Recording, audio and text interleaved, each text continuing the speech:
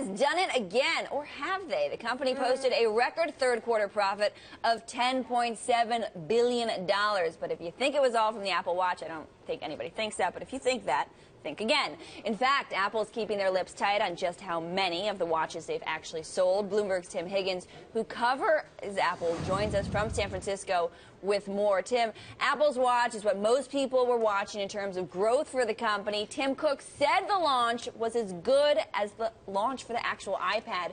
Do we have any idea how many watches they actually sold?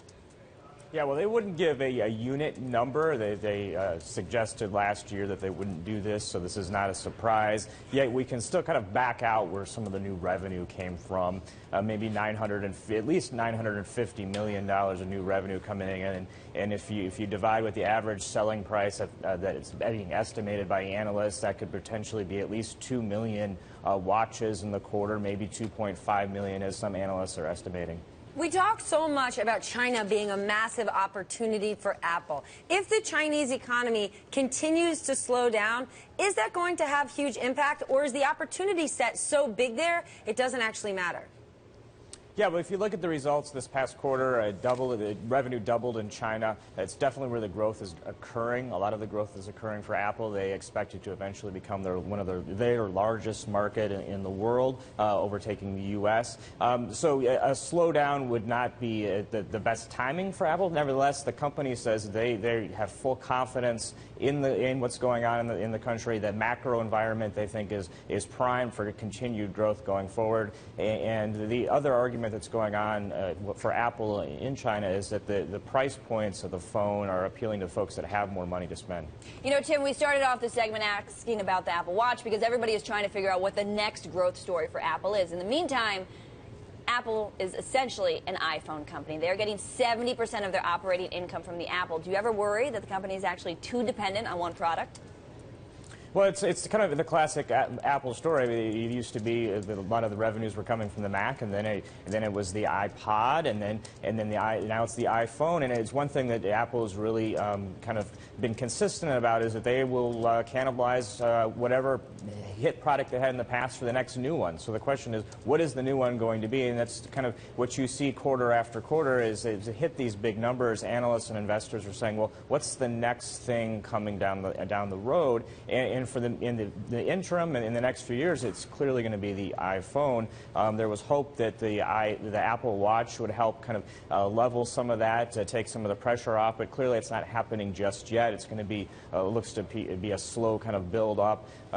Some analysts thinking it's going to be at least another 18 months before we really see if the watch is taking off. But does the next iPhone have to be this grand reveal with huge new upgrades and new apps within it? People are in the Apple ecosystem, millions and millions of people, and they don't want out. Because there are 70% of Apple phone users who haven't upgraded, doesn't it seem somewhat obvious that a huge slug of them are simply going to upgrade because they're in the Apple family?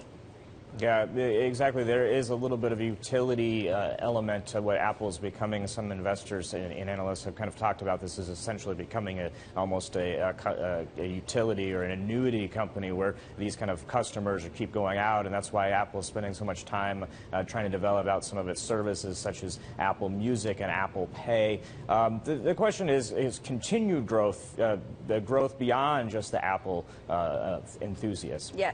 Tim, one thing that stuck out to me from the call was Tim Cook actually said that they are seeing the highest Android switcher rate that they have ever seen. That sounds great, but I don't think I have ever heard Tim Cook acknowledge that he is looking in his rearview mirror. I feel like Steve Jobs would never, ever acknowledge another company, not breathe their name, not think their name, not utter a syllable that sounded like anything else. What'd you make of it?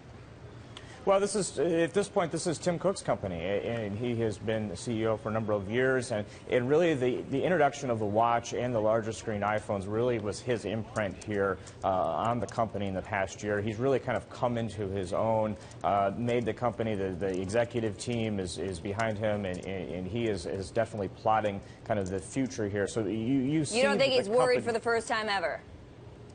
with the record profits this year, I think that you could almost hint some frustration that people weren't more excited for what they were producing.